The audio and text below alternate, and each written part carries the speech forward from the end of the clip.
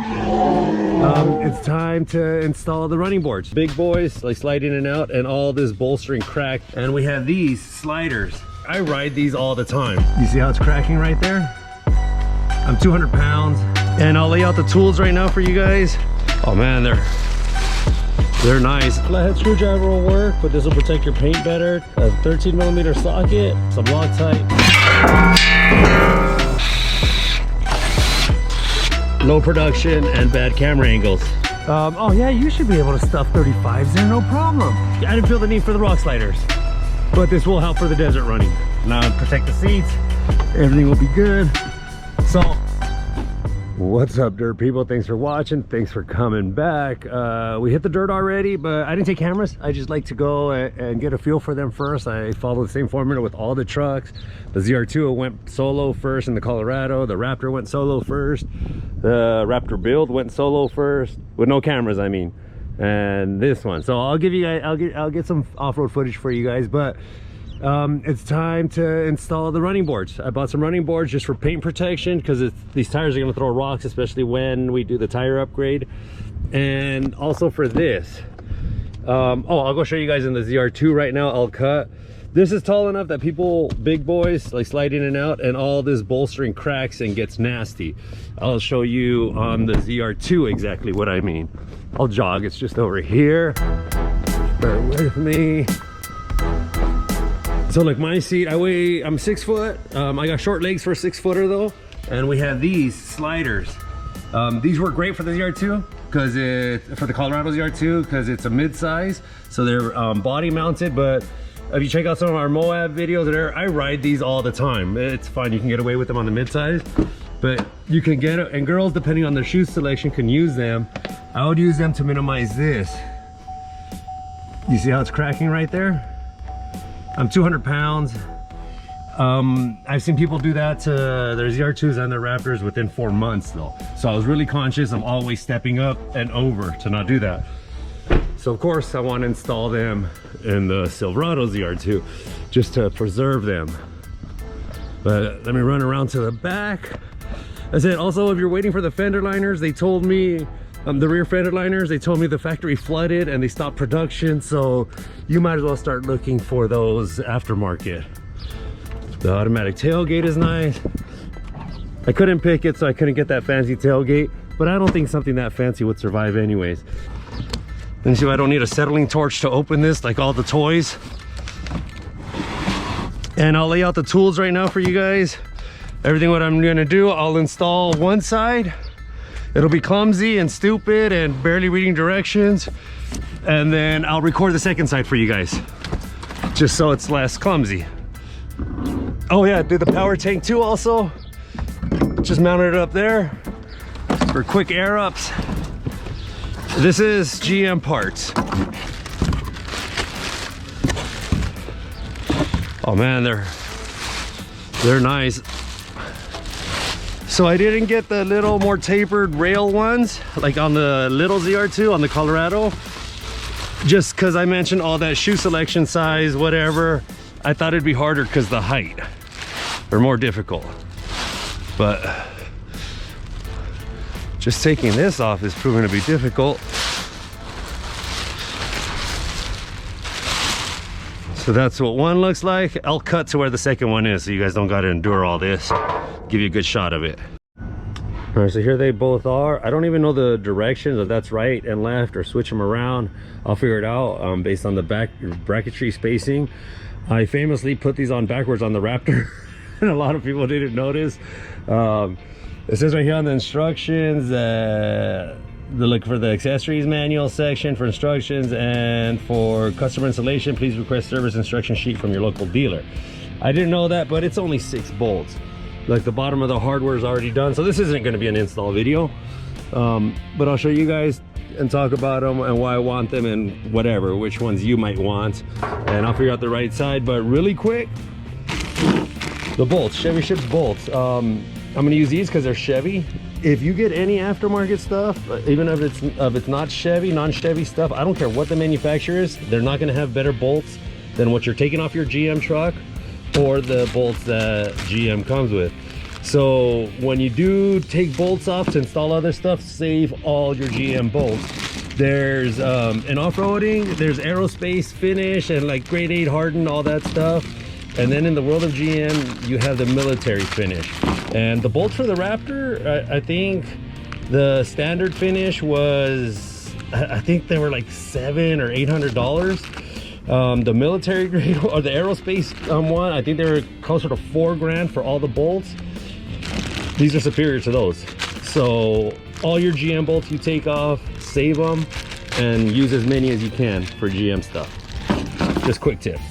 So I'm gonna get these on and I'll just show you guys, and I'll let you guys know anything to look out for or any notes, but it should be simple. Don't even need the instructions or manual. I wish I knew how much to torque them down to. Oh, let me get some Loctite because there is gonna be a lot of vibrations there. And that's it. But I think just a wrench and some Loctite is all you need to install this. Looks pretty good. It's pretty easy to figure out. Silverado on this side, or whatever. And it follows a tapered line. So if you mess it up, you'll figure it out. And all I needed for tools, I'm gonna do the other side. That's what I'll show you. A flathead screwdriver will work, but this will protect your paint better to get these little suckers off. There's 8 of them, and a 13mm socket. You can do it just with this or a key. I have the drill also, just for faster. Some Loctite. That's really all you need. So you just line up the brackets where they're supposed to be, like right here.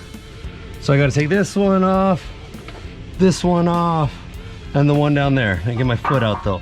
I don't know what you guys are gonna be able to see here, but I'll do one just so you guys get it. These could be annoying. Just have patience. You don't want to scratch your paint. Doesn't matter, but all this finish is for nasty road, like grime and gunk and all that stuff. There we go. So you take off that one and then this one. You piece of crap. I need the smaller one.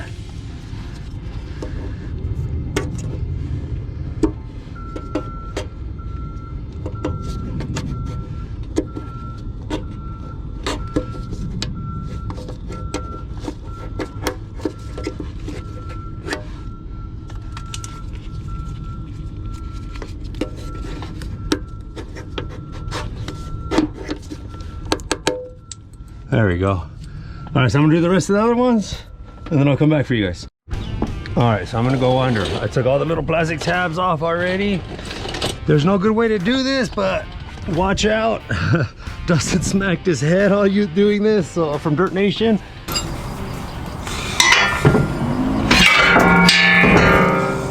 Dustin's a good sport. We've used that clip before. Check the description for a link to his channel. Oh, I hope you guys just saw that. We're gonna do videos with him later on, but yeah, be careful. This should be a 2-man job for safety, but you don't need to. I just get under the creep. This is ZRX, made in Mexico. What?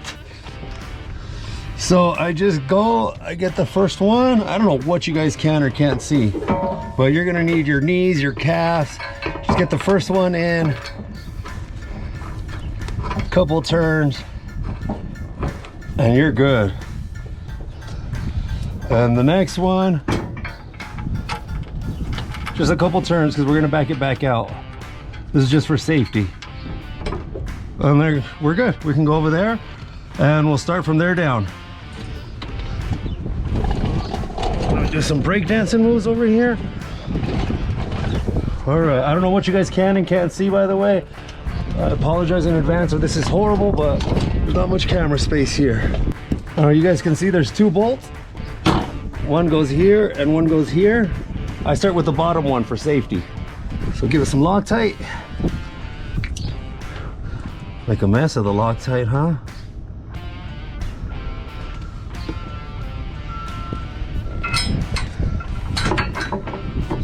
Just kind of get her there. And like I say, you could do it just with the 13mm socket, whatever you want. At the drill for faster. So just punch up the bottom one. just till it gets there. You don't gotta go all the way tight yet. And move over. I'm gonna leave the top one.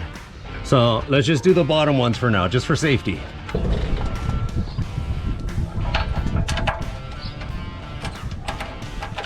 All right. If you're new to our videos, all our install videos are raw. They're on purpose. We don't like those generic, clean videos that aren't realistic, that you start doing it and halfway through you realize that they doctored a step because there was no way to do it clean, or there was no way to show a camera angle, so they just ignored it for brevity. No, we show you all the pain and everything, for good or bad, because it also means low production and bad camera angles. We go for real life here. So that's it. And then you just work your way back that way, starting with this one for these top ones. I'm going handheld here because my head doesn't fit. So we're still on the first section. Go ahead and put it in, and then you could finger tighten it. And this is where I start tightening it now. I don't worry about the bottom ones. I just get there with the drill, and on the instructions it'll say how much to tighten it down to, but if you paid attention in the beginning, we don't have the instructions. But this is non-critical, especially since you step on it. Every time you get in and out will be a check, a safety check of it's loose. You'll know. So whatever, just a Loctite, and I just get them there. I try not to over tighten them. The bolts are fine. You won't stretch them or anything. I mean, you'll break the, you'll mess up the thread before you break these bolts. So they're just this one, and then that one, and then tighten up the bottom like right now. So put the new one in and then tighten up the bottom. But this is a hard one handed. And again, just kind of feels these, whatever. I'm gonna move on to that one, and then the back one, and then I'll show you guys what she looks like.